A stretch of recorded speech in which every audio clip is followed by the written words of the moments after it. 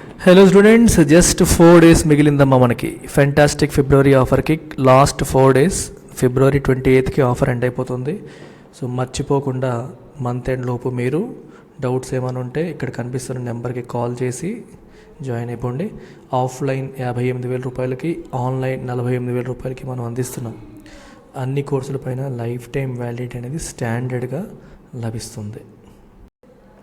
అలాగే UPSC optionals, PSIR, public administration, sociology, anthropology, Telugu literature, ఈ 5 optionals కూడా ఎల్టీఎక్స్ క్లాసెస్ అందిస్తుంది. వీటిలో మీకు ఏది నచ్చినా మీరు జాయిన్ అవ్వచ్చు. ఇవి కూడా లైవ్ అండ్ రికార్డెడ్ మోడ్లో అందించడం జరుగుతుంది. 13,000 రూపాయల డిస్కౌంట్ ఉంది. 22,000 రూపాయలకే మీకు ఈ కోర్స్ అనేది అందుబాటులోకి వచ్చేసింది. 28 ఫెబ్రవరి వరకు మాత్రమే ఇది కూడా వ్యాలిడ్. ఈ నెంబర్కి కాంటాక్ట్ చేసి జాయిన్ అవ్వచ్చు. దీనిపైన కూడా లైఫ్ టైం వ్యాలిడిటీ అనేది ఉంది. సో ఇవాళ ఆర్టికల్ నాట్ న్యూట్రల్ అనే పదంతో మనకి కనిపిస్తుంది. సో ఏంటి నాట్ న్యూట్రల్, దేని గురించి మాట్లాడుతున్నారు అంటే, India cannot be seen as dithering on issues of any nation's సోవరెనిటీ.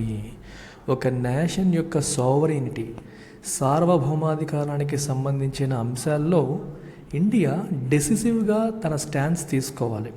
Are you supporting are you opposing?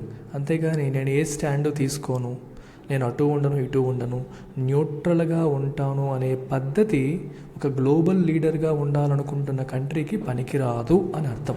డిథరింగ్ అంటే బీ ఇండెసిసివ్, ఏ నిర్ణయం తీసుకోకుండా ఎటువైపు వెళ్లకుండా మధ్యలో ఉండిపోవడాన్ని డిథరింగ్ అంటాం. అలా ఇండెసిసివ్గా ఉంటుంది కంట్రీ అని ప్రపంచ దేశాలు మనల్ని అనుకునేలా ఉండకూడదు.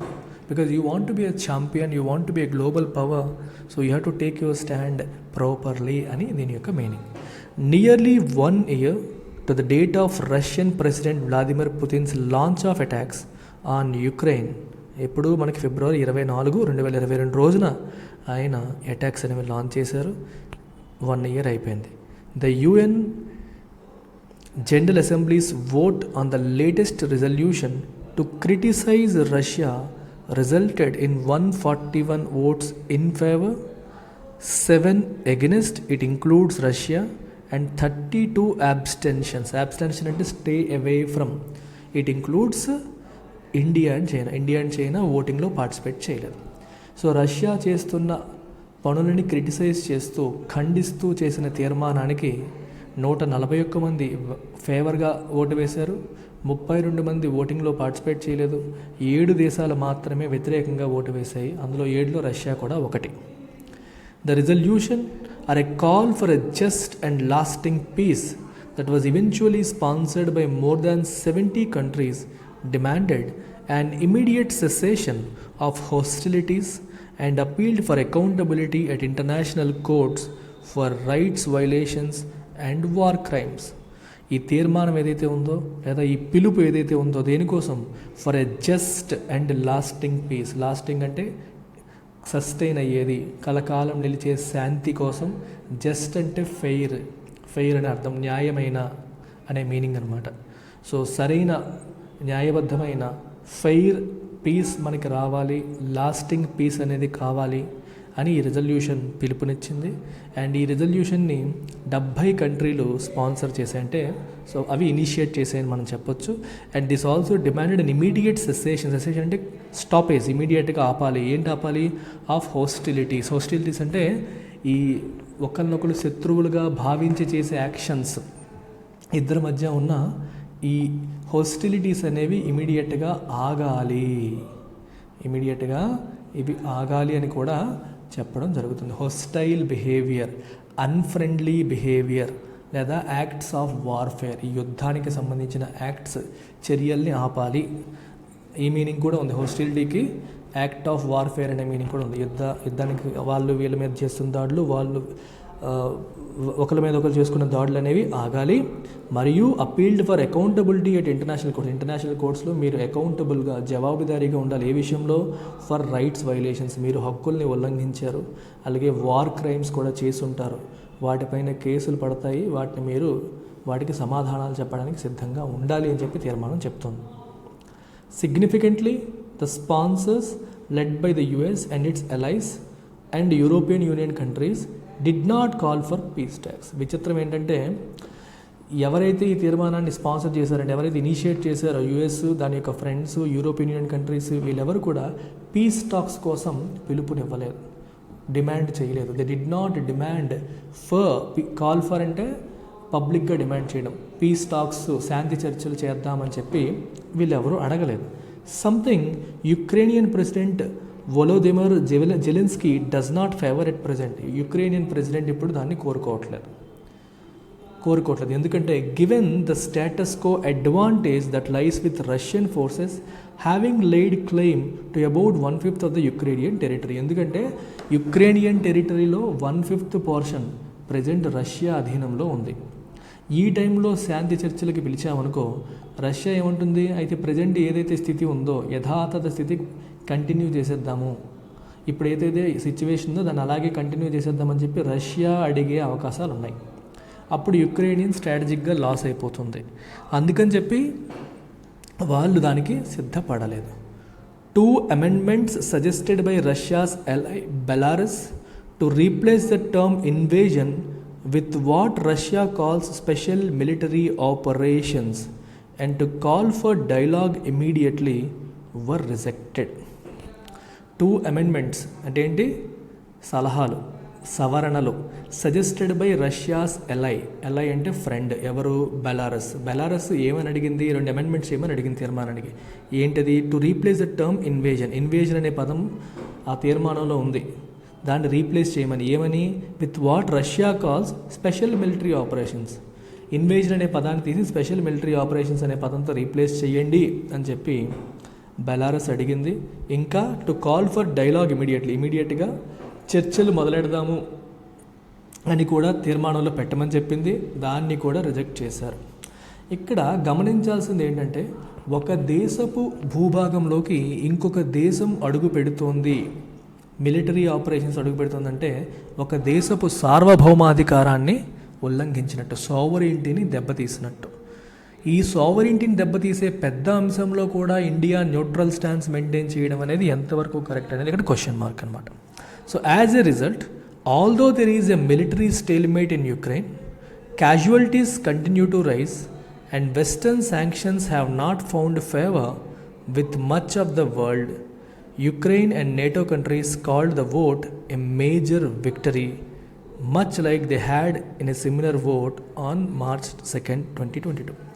So as a result, although there is a military stalemate in Ukraineలో military stalemate ఉంది. స్టేల్మేట్ అంటే ముందుకు లేదా వెనక్కి వెళ్ళలేని పరిస్థితి, ఒక లాక్ జామ్ అన్నట్టు అంటాము, లేదా ముందుకి వెనక్కి వెళ్ళలేనట్టుగా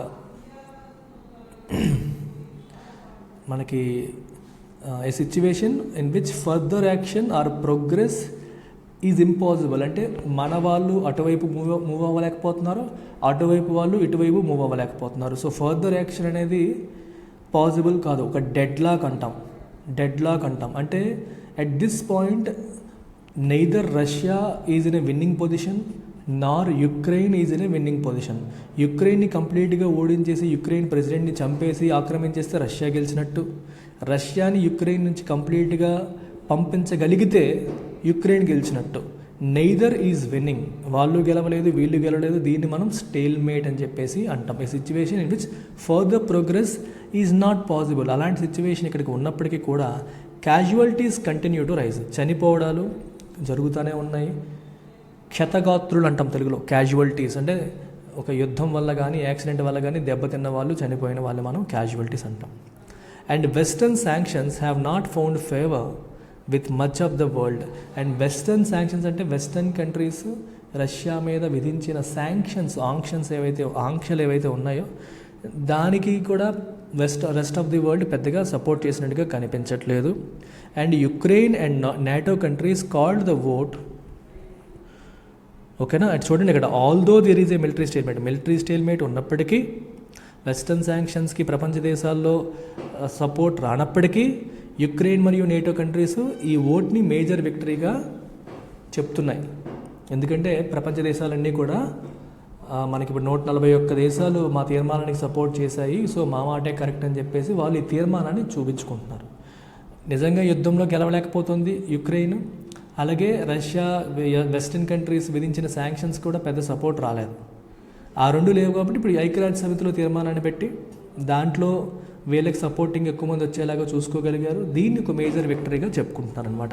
అది in spite of several attempts by the US and European countries, India abstain. US, European countries చాలా రకాలుగా చెప్పి చూసే ఇండియాకి, మీరు కూడా సపోర్ట్ చేయాలి, మీరు కూడా మాకు అనుకూలంగా ఓటు వేయాలి, రష్యా చేసిన పని ఖండించాలి అని ఎంతగా చెప్పి చూసినప్పటికీ ఇండియా అబ్స్టైన్ అంటే stayed away from it, which it has consistently done since last year on any resolution at key UN bodies that has been critical of Russia. రష్యాని క్రిటిసైజ్ చేస్తూ యుఎన్ బాడీస్, యునైటెడ్ నేషన్స్ సంబంధించిన ఏ ఆర్గనైజేషన్లోనైనా సరే, ఏ తీర్మానం పెట్టినా సరే గత సంవత్సర కాలంగా ఇండియా చేస్తున్న పని ఏంటి? Abstain. It says neither yes nor no. రష్యాకి సపోర్టివ్గా మాట్లాడుతూ రష్యాకి వ్యతిరేకంగానూ మాట్లాడకుండా న్యూట్రల్ స్టాన్స్ మెయింటైన్ చేస్తూ వస్తుంది. In explanations by external affairs minister S Jaishankar at international fora, మరి మీ స్టాండ్ మీరు ఎక్స్ప్లెయిన్ చేయండి అని చెప్పి జయశంకర్ని అడుగుతారు కదా ఎక్స్టర్నల్ అఫైర్స్ మినిస్టర్ని. ఆయన ఏమన్నారంటే some of which were reiterated by India's UN envoy on Thursday. అందులో కొన్ని మన ఇండియా యొక్క ఐక్యరాజ్య సమితిలో ఇండియా తరపు ప్రతినిధి ఆయన కూడా రీఐటరేట్ చేశారంటే పునరుద్ఘాటించారు. ఏంటంటే the Modi government has asserted it's strategic autonomy. So ఇలాంటి నిర్ణయాలు మేము అటానమస్గా తీసుకుంటాం, మీరు చెప్పారనో వాళ్ళు చెప్పారనో చెయ్యం. అంటే మా దేశ ప్రయోజనాలను దృష్టిలో పెట్టుకొని మాకున్న రిలేషన్స్ని బేస్ చేసుకొని మేము నిర్ణయించుకుంటాం తప్పితే అమెరికా చెప్పిందనో యూరోపియన్ యూనియన్ చెప్పిందనో మేము ఫాలో అవ్వము.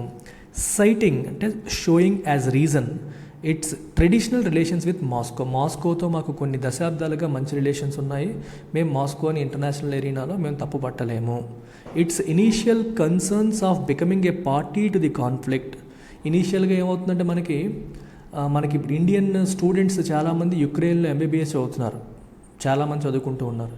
సో మా వాళ్ళు ఉన్నారు అక్కడ. ఇప్పుడు మేము రష్యాకి వ్యతిరేకంగానో వీళ్ళకి వ్యతిరేకంగానో ఛాన్స్ తీసుకుంటే మా ఇండియన్స్ అక్కడ దెబ్బతినే అవకాశాలు ఉన్నాయి అని చెప్పేసి మేము కాన్ఫ్లిక్ట్లో మేము సఫర్ అవుతున్నాము, కాబట్టి పీస్ఫుల్గా సాల్వ్ అయిపోవాలని అంటుంది తప్పితే ఒకరిని తప్పుపడుతూ మనం ఎప్పుడూ మాట్లాడలేదు. While Indian students were caught in the middle ఆ టైంలో, stressing the diplomacy and dialogue. దౌత్యము మరియు చర్చలు are the only way forward, వాటి ద్వారానే మనం ముందుకు వెళ్ళాలి, వార్ వల్ల కాదు. And claiming that it is required to maintain a neutrality of sorts to leave space for mediation. మేము న్యూట్రల్గా ఉంటేనే రేపు పొద్దున్న రష్యాకి యుక్రెయిన్కి మధ్యలో మీడియేట్ చేయాలంటే చేయగలుగుతాం. ఇప్పుడు నేను యుక్రెయిన్కి సపోర్ట్గా వెళ్ళిపోయాను అనుకోండి, నన్ను మీడియేటర్గా రష్యా ఒప్పుకోదు. నేను రష్యాకి సపోర్ట్గా వెళ్ళాను అనుకోండి, నన్ను మీడియేటర్గా యుక్రెయిన్ ఒప్పుకోదు. ఇలా రెండింటికి సమదూరం మెయింటైన్ చేస్తేనే రేపు పొద్దున మేము మీడియేట్ చేసి శాంతి నెలకొల్పే ప్రయత్నాలు చేయడానికి అవకాశం ఉంటుంది, ఆస్కారం ఉంటుందని కూడా మన మోదీ గవర్నమెంట్ యొక్క భావన. దాన్ని యుఎన్లో ఉన్న ఇండియన్ ఎన్వాయ్ చెప్పారు. అలాగే ఎక్స్టర్నల్ అఫైర్స్ మినిస్టర్ కూడా ప్రతి ఫోరంలో కూడా చెబుతూ వస్తూ ఉన్నారు. While it's decision to reject unilateral western sanctions. ఇక్కడ మీరు ఒక ఇంపార్టెంట్ ఆస్పెక్ట్ గమనించాలి. మనకి కౌటిల్య, ఆ రోజుల్లో కౌటిల్య ఏం చెప్పారు అంటే మనకి ఎప్పుడైనా సరే ఇంటర్నేషనల్ రిలేషన్స్లో కానీ పాలిటిక్స్లో కానీ ఏది permanent, there are no permanent friends nor permanent enemies, only thing that is permanent is interests. అంటే మన దేశ ప్రయోజనాలు మాత్రమే మనకి పర్మనెంట్. అంటే పాలిటిక్స్లో కావచ్చు, ఇంటర్నేషనల్ రిలేషన్స్లో కావచ్చు, పూర్తిగా ఐడియాలజికల్గా అంటే మనం ఇలాగే ఉంటాము అని ఉండకూడదు. సిచ్యువేషన్కి తగ్గట్టుగా మనం ప్రవర్తించాలి అనేది పాయింట్. సో ఇది కౌటిల్య చెప్పింది. ఇప్పుడు మీరు గమనిస్తే అమెరికా మరియు వెస్టర్న్ కంట్రీస్ రష్యా మీద శాంక్షన్స్ విధించి రష్యా నుంచి ఆయిల్ గట్రా కొనడం మానేసాయి, గ్యాస్ కొనడం మానేసాయి, ఎవరిని కొనొద్దు అని చెప్పాయి. కానీ ఎప్పుడైతే రష్యన్ ఆయిల్కి డిమాండ్ తగ్గిపోయిందో రష్యా ప్రొడ్యూస్ చేస్తున్న ఆయిల్ సేల్ అవ్వడం తగ్గిపోయింది. సో ఆ టైంలో రష్యా ఏం చేసింది, డిస్కౌంట్లు ఇవ్వడం మొదలుపెట్టింది. దాన్ని ఇండియా క్యాష్ చేసుకుంది. సో రష్యా తక్కువ ధరకు మనకు ఆయిల్ ఇస్తుంది కాబట్టి India started cashing in on it. అప్పుడు బయట మార్కెట్లో ఉన్న ధర కంటే తక్కువ ధరకే రష్యా దగ్గర ఆయిల్ కొనుక్కోవడం చేసింది. సో ఇండియా ఆ పరిస్థితిలో ఎలా బిహేవ్ చేసిందంటే, నాకు ఆయిల్ కాస్ట్ అనేది చాలా ఎక్కువ, అలాంటిది ఇప్పుడు నాకు రష్యా నుంచి తక్కువ ధరకు వస్తుంది. సో ఇప్పుడు నా కంట్రీ ప్రయోజనాలు నేను దృష్టిలో పెట్టుకుంటే ఇది నాకు మంచి ఆపర్చునిటీ, నేను ఎందుకు మిస్ అవ్వాలి అన్నట్టుగా ఇండియా ఆపర్చునిటీని ఉపయోగించుకుంది, keeping our national interest in mind. Right, దీన్నే మనం రియలిజం అంటాము. రియలిస్టిక్ పొలిటికల్ రియలిజం అంటే ఎలా ఉండాలో ప్రాక్టికల్ పాలిటిక్స్, ప్రాగ్మాటిక్ పాలిటిక్స్, ప్రాక్టికల్గా ఏది వర్కౌట్ అవుతుందో అది చేయడం. పూర్వం రోజులలాగా ఇది నా వాల్యూస్, నేను ఇలాగే ఉంటాను, నేను మంచి మాటే ఉంటాను, మంచి వైపే ఉంటాను అని కాకుండా there is no permanent good or permanent bad అన్నట్టు సిచ్యువేషన్కి తగ్గట్టుగా వెళ్ళడం. While its decision to reject unilateral western sanctions on Russia and increase trade in fuel and fertilizers with Moscow can be explained by its desire for independent decision making. చూడండి, India ఏం చేసింది? Unilateral western sanctions, ఏకపక్షంగా western countries Russia మీద విధించిన శాంక్షన్స్ని India reject చేసింది. మరియు fuel మరియు ఫెర్టిలైజర్స్తో trade రష్యాతో ఇంక్రీజ్ చేసింది. దాన్ని ఎలా ఎక్స్ప్లెయిన్ చేయొచ్చు మనం? By it's desire for independent decision making. ఇండిపెండెంట్గా మేము నిర్ణయాలు తీసుకుంటాము, మీరు చెప్పినట్టుగా మీరు చేయాల్సిన అవసరం లేదు అని దాన్ని మనం ఎక్స్ప్లెయిన్ చేయొచ్చు. It is becoming increasingly hard for new Delhi to hold that abstaining from voting at the multilateral stage is a principled stand. సమస్య ఏంటంటే, ఓకే శాంక్షన్స్ నువ్వు వ్యతిరేకించు, నువ్వు వాళ్ళతో ట్రేడ్ చేసుకో, అదంతా ఓకే, నువ్వెవరో చెప్పి నువ్వు చేయక్కర్లేదు. కానీ అది క్రిస్టల్ క్లియర్గా రష్యా చేసింది తప్పు అని తెలుస్తున్నప్పటికీ కూడా కనీసం అది తప్పు అని చెప్పడానికి కూడా ఇండియాకి నోరు రావట్లేదు, నోరు విప్పట్లేదు, అబ్స్టైన్ అవుతోంది. దీన్ని మనం ఎలా అంటాం? It is becoming increasingly hard. ఇది ఒక ప్రిన్సిపల్డ్ స్టాండ్. మేము కొన్ని ప్రిన్సిపల్స్ని బేస్ చేసుకొని మేము ఈ స్టాండ్ తీసుకున్నామని ఇండియా చెప్పగలుగుతుందా? తప్పుని తప్పు అని చెప్పలేకపోతున్న కంట్రీ లీడర్ అని చెప్పుకోగలుగుతుందా గ్లోబల్ లెవెల్లో అనేది ఇక్కడ పాయింట్. అర్థమవుతుందా? ఈ తప్పుని హైలైట్ చేస్తుంది ఈ article. It has become very clear that this is indeed a Russian invasion of it's smaller sovereign neighbour. మనకు క్లియర్గా ఉంది, తన పక్కనే ఉన్న చిన్న సోవరీన్ సార్వభౌమాధికారం కలిగిన తన నైబర్ని రష్యా ఇన్వేట్ చేసింది, చొరబాటు చేసింది. One that has not been halted despite Russia gaining its initially announced strategic goals. Russia ఒరిజినల్గా ఏదైతే చేయాలనుకుందో అవన్నీ చేసేసింది, అయినప్పటికీ కూడా ఆ కార్యక్రమాన్ని ఆపలేదు. It has not been halted. అయితే prime minister Modi's celebrated statement, Modi ఏమన్నారు?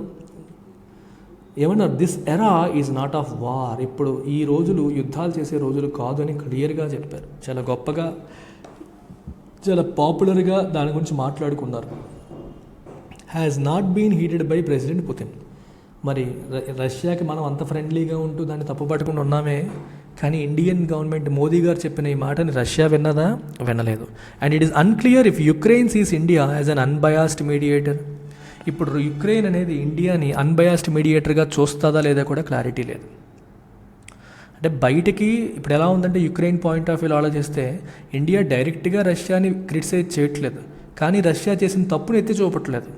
తప్పుని ఎప్పుడైతే ఎత్తి చూపట్లేదో వాళ్ళకి ఫేవర్గా ఉన్నట్టే కదా అన్నట్టుగా యుక్రెయిన్ కనిపిస్తుంది. అన్బయాస్డ్ మీడియేటర్గా ఇండియాని యుక్రెయిన్ చూస్తుందా లేదా అనేది కూడా క్లారిటీ లేదు. India has proven over decades that it will not vote under duress. India కొన్ని దశాబ్దాలుగా ఒక విషయాన్ని స్పష్టం చేసింది, స్ట్రెస్ మమ్మల్ని ఎవరో ప్రెజర్ పెడితే నేను ఓట్లు వేసేయను. Yet the global and regional leadership that the New Delhi claims cannot come from appearing different over basic principles of sovereignty and territorial integrity. Absolute gem of a sentence. కరెక్టే, ఎవరో చెప్పారని చెప్పేసి మీరు అమెరికా చెప్పినట్టు చేయాల్సిన అవసరం లేదు, వెస్టర్న్ యూరోపియన్ కంట్రీస్ చెప్పారని చెప్పి అలాగే చేయాల్సిన అవసరం లేదు. మీ స్ట్రాటజిక్ అటానమీ మీకు ఉండొచ్చు, మీరు ఏం చెయ్యాలో మీకు నచ్చినట్టుగా మీరు ఇండిపెండెంట్గా డెసిషన్ తీసుకొని చేయొచ్చు, దాన్ని ఎవరూ క్వశ్చన్ చేయరు. కానీ ఏ దేశమైతే రీజనల్ లీడర్షిప్ కావాలని కోరుకుంటుందో, గ్లోబల్ లీడర్షిప్ కావాలని కోరుకుంటుందో, ఒక లీడర్గా ఉండాలనుకున్న కంట్రీ ఒక కంట్రీ యొక్క ఇంకొక కంట్రీ యొక్క టెరిటోరియల్ ఇంటెగ్రిటీ లేదా సోవరెంటీకి భంగం కలుగుతున్నప్పుడు దాని గురించి స్పందించకుండా ఉండడం ఎంతవరకు correct? You cannot appear diffident, you have to be confident. You have to confidently put forth your view and should not be diffident in such situations. You maintain good relation with Russia, కానీ తప్పు ఉన్నప్పుడు తప్పు అని చెప్పాలి కదా. ఒక leader కావాలనుకుంటున్న country తప్పుని తప్పు అని చెప్పకపోవడం ఎంతవరకు కరెక్ట్? ఇప్పుడు అమెరికా లాగా నువ్వు శాంక్షన్స్ విధించక్కర్లేదు, అమెరికా చెప్పిందని చెప్పి ట్రేడ్ ఆపేయాల్సిన పని లేదు. కానీ తప్పుని తప్పు అని చెప్పడానికి కూడా ఏంటి ప్రాబ్లం ఇండియా ఎందుకు ఈ స్ట్రాటజీ ఫాలో అవుతుంది అని ద హిందూ ఎడిటోరియల్ ప్రశ్నిస్తోంది.